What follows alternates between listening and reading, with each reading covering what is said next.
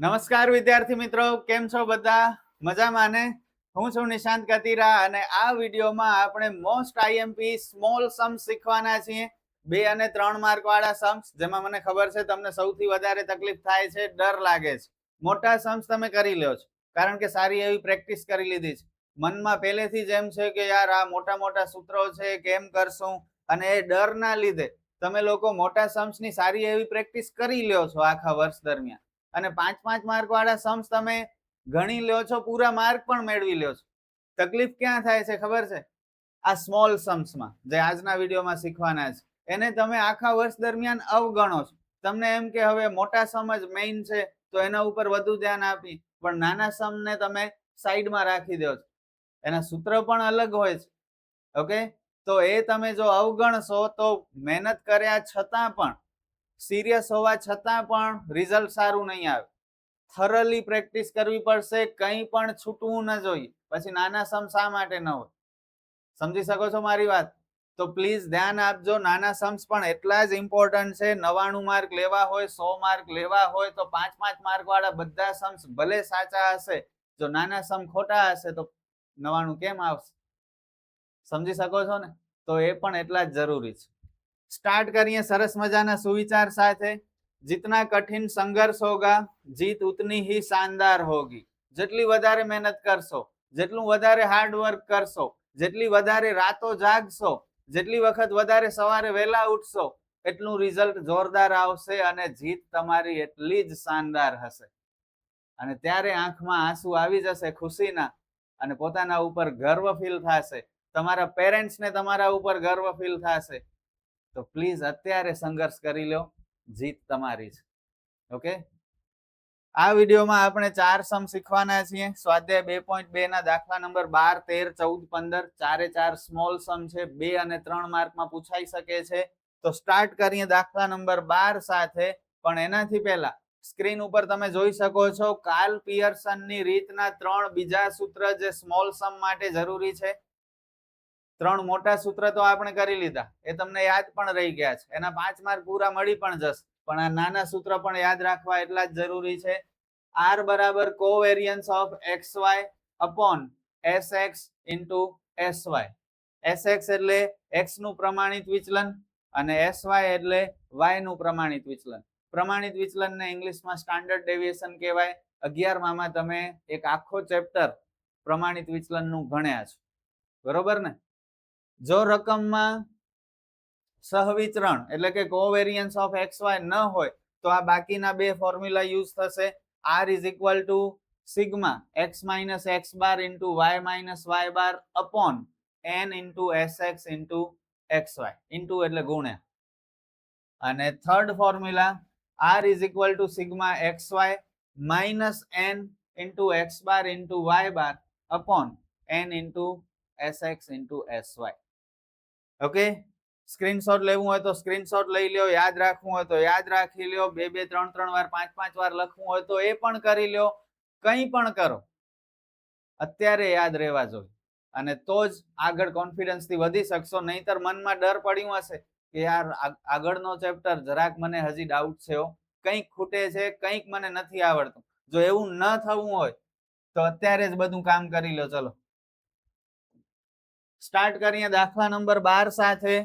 જુઓ, 2 અને 3 માર્કના સમ છે. એકચ્યુઅલમાં 2 અને 3 મિનિટથી ઓછા સમયમાં થઈ જશે, એટલા ઈઝી છે. એક જિલ્લામાં છેલ્લા 10 વર્ષમાં પડેલ વરસાદ સેન્ટીમીટરમાં અને પાકની ઉપજ હેક્ટર દીઠ ટનમાંની વિગતો પરથી સહસંબંધાંક એટલે કે આર શોધો. એન આપેલું છે, xy નું સહવિચરણ કોવેરિયન્સ આપેલું છે 30, x નું પ્રમાણિત વિચલન એટલે sx આપેલું છે 5, અને y નું વિચરણ આપેલું છે. પ્રમાણિત વિચલન નથી આપેલું, વિચરણ છે. તો કઈ વાંધો નહીં, વિચરણનું વર્ગમૂળ કાઢી લો તો પ્રમાણિત વિચલન મળી જાય. તો y નું પ્રમાણિત વિચલન કેટલું થાય? 144 નું વર્ગમૂળ 12. આટલું ઈઝી છે, એમાં કઈ ડરવાનું ન હોય. ફરીથી લિસ્ટ કરી લઈએ. x નું પ્રમાણિત વિચલન એટલે sx અને y નું પ્રમાણિત વિચલન એટલે sy. હવે સહવિચરણ વાળો પહેલો ફોર્મ્યુલા, શું હતું બોલો? કોવેરિયન્સ ઓફ એક્સ વાય છેદમાં sx ગુણ્યા sy 30/5 ગુણ્યા 12 12 50 60 30/60 કરશો તો 0.5 સમ ઓવર મળી ગયા 2 માર્ક 2 મિનિટ પણ ન લાગે. હવે આવા માર્ક કેમ ગુમાવાય? કેલ્ક્યુલેશન નો ઇસ્યુ નથી, એ તો આવતું જ નથી ક્યાંય, યાદ રાખવાના છે ફોર્મ્યુલા. ઓકે, સમજી શકો છો તમે મારી વાત? એક શાળાના વિદ્યાર્થીઓમાં 10 વિદ્યાર્થીઓનો નિદર્શ લઈ તેમની ઊંચાઈ સેન્ટીમીટરમાં અને વજન કિલોગ્રામમાંની માહિતી પરથી નીચેની વિગતો મળેલ છે. આ ડેટા આપેલી છે, લિસ્ટ કરીને જ આપ્યું છે. x બાર છે, y બાર છે, સિગ્મા xy છે, x નું પ્રમાણિત વિચલન, y નું પ્રમાણિત વિચલન. આ પરથી ઊંચાઈ અને વજન વચ્ચેના સહસંબંધાંકની કિંમત શોધો. કયો ફોર્મ્યુલા આવશે બોલો? 3 સૂત્રમાંથી કયો સૂત્ર? કયો તમે કયો? હમણાં જ મેં તમને કહ્યું કે કંઈ પણ કરો પણ અત્યારે જ યાદ રાખો. હવે જે લોકો યાદ રાખ્યું હશે એ લોકોથી થઈ જશે, બાકી તો કહેશે સર તો કીધા કરે, આપણે તો હોશિયાર જ છીએ. તો હોશિયાર છો તો આપો જવાબ. હમણાં જ દૂધનું દૂધ પાણીનું પાણી થઈ જાય, કેટલા હોશિયાર છો. અને અહેસાસ થતો હોય કે હા અમે ખોટા ભ્રમમાં છીએ, પોતાને હોશિયાર સમજીએ છીએ પણ એટલું છે નહીં, તો સારું છે કે અત્યારે ખબર પડી ગઈ. હવે પ્લીઝ મહેનત કરી લો. હું જે કહું એ પ્રમાણે કામ કરો, ફાયદામાં રહેશો. r બરાબર ત્રીજો સૂત્ર શું હતું બોલો? ત્રીજો સૂત્ર n ના સિગ્મા xy માઇનસ n ગુણ્યા x બાર ગુણ્યા y બાર છેદમાં n ગુણ્યા sx ગુણ્યા sy. Sigma xy 90,000 minus n કેટલા?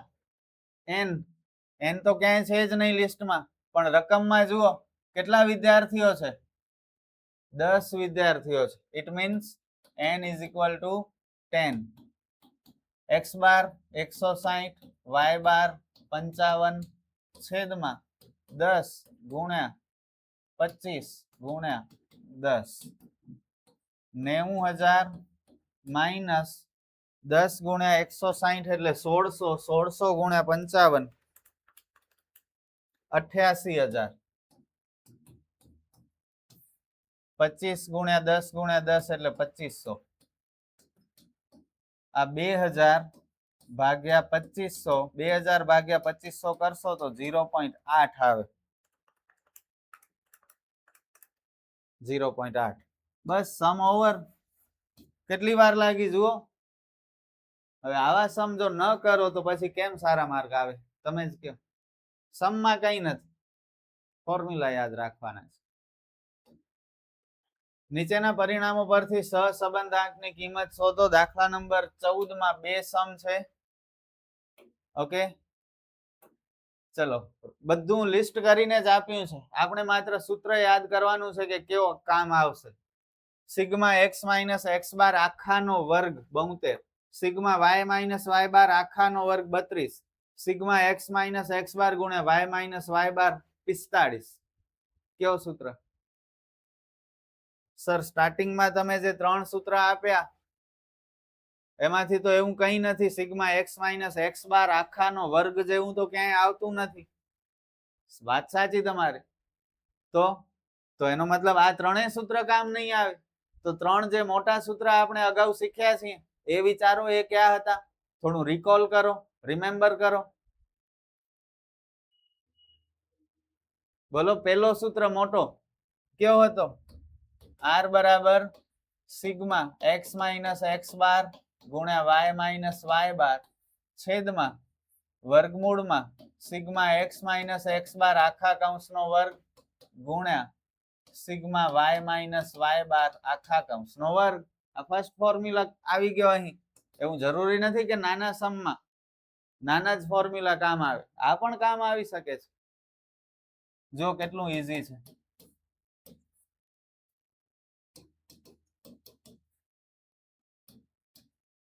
બોતેર અને 32 નો ગુણાકાર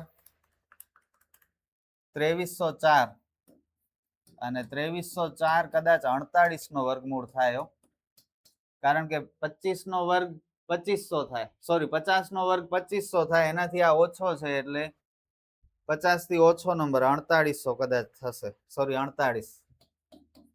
45 ભાગ્યા 48 0.9375 એટલે 0.94. બસ સમ ઓવર, મળી ગયા 2 કે 3 માર્ક. આવા માર્ક છે ઈઝી ઈઝી. n આપેલું છે, સિગ્મા x આપેલું છે, સિગ્મા y આપેલું છે, સિગ્મા xy છે, સિગ્મા x વર્ગ છે, સિગ્મા y વર્ગ છે. સૂત્ર કયો ફટાફટ. હમણાં 3 જોયા એ કે અગાઉના 3 મોટા સૂત્ર હતા એમાંથી કોઈક એક છે? 6 માંથી કયો સૂત્ર? બોલો.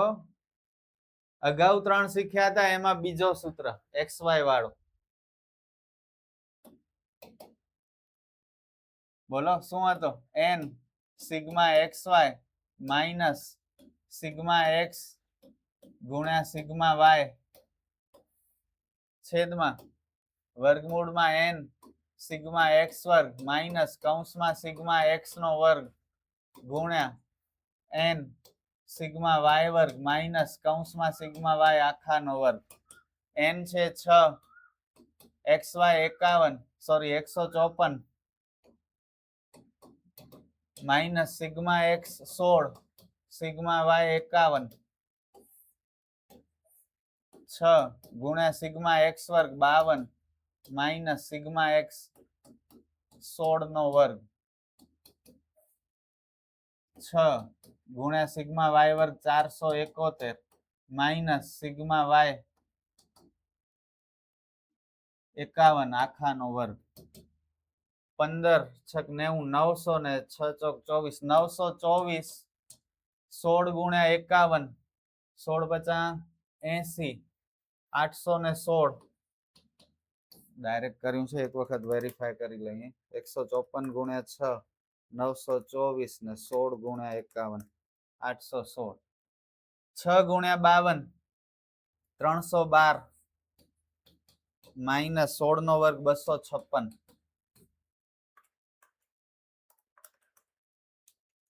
અને 6 ગુણ્યા 471 28 26 માઇનસ 51 નો વર્ગ 2601. 924 માંથી 816 બાદ કરશું તો 108, 312 માઇનસ 256 એટલે વર્ગમૂળમાં 56 ગુણ્યા 2826 માંથી 2601 બાદ કરીએ એટલે 225.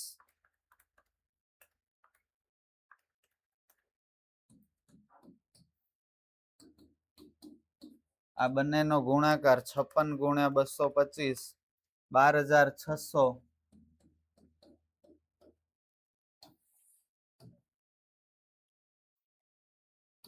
108 છેદમાં 12600 નો વર્ગમૂળ 112.25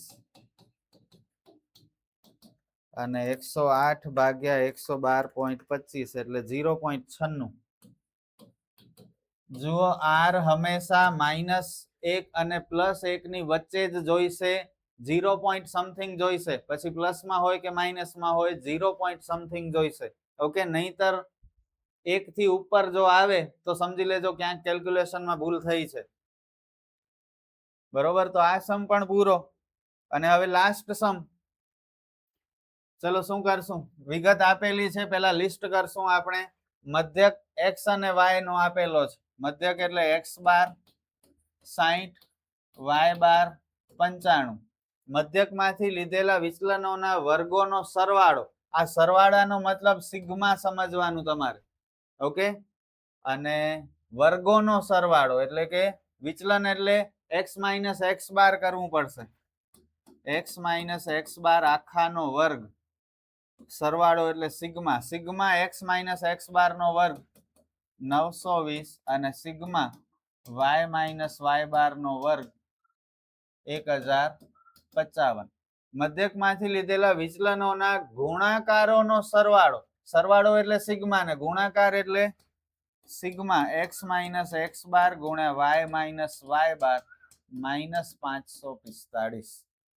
બસ આવી રીતે લિસ્ટ થઈ ગયું. હવે આના ઉપરથી ડિસાઈડ કરો કયો સૂત્ર. ત્રણ મોટા સૂત્રમાં પહેલો સૂત્ર કેવો હતો? r બરાબર બોલો શું હતું? સિગ્મા. હમણાં હજી થોડી વાર પહેલા કર્યું યાર. x minus x bar y minus Y બાર છેદમાં વર્ગમૂળમાં sigma x minus x bar આખાનો વર્ગ ગુણ્યા સિગ્મા y માઇનસ વાય બાર આખાનો વર્ગ. બસ આ આખાની કિંમત માઇનસ 545 વર્ગમૂળમાં 920 ગુણ્યા વર્ગમૂળમાં 1050 920 ગુણ્યા 1050 9,66,000.